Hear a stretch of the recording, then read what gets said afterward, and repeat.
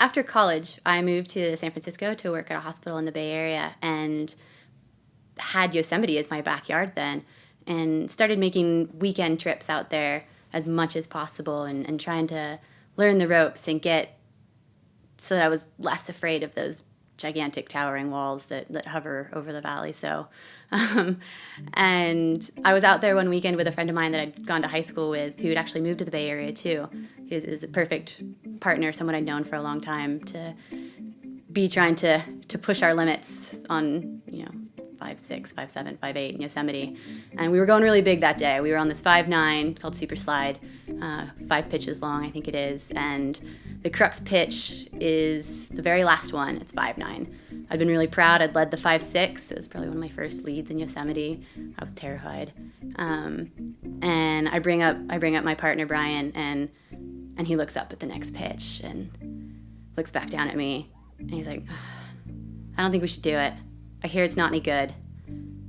And I look at him, and I look up at the wall, and I just see this beautiful, slightly less than vertical hand and finger crack, and it looks amazing. But he says it's not any good, and he's the more experienced climber from our partnership at that time.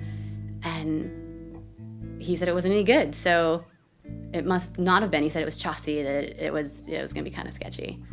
And I wasn't in any shape to lead it. I just maxed out on 5'6". So while we were sitting there discussing what we were going to do and how we were going to get down, I would turn around and I'm looking out to the valley below and looking back towards El Capitan to the west and Middle Cathedral, and the spires and the Sentinel, and all of it just towering over the valley.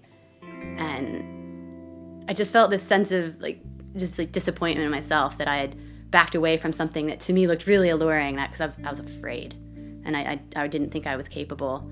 And Brian and I were talking about our new careers. He had just moved there to manage an REI, and I was starting my new job as a nurse. And I was like, oh, I bet they need nurses on their rescue team. And here I was, really proud of just having led 5'6", and I was talking about trying to work on Yosemite search and rescue.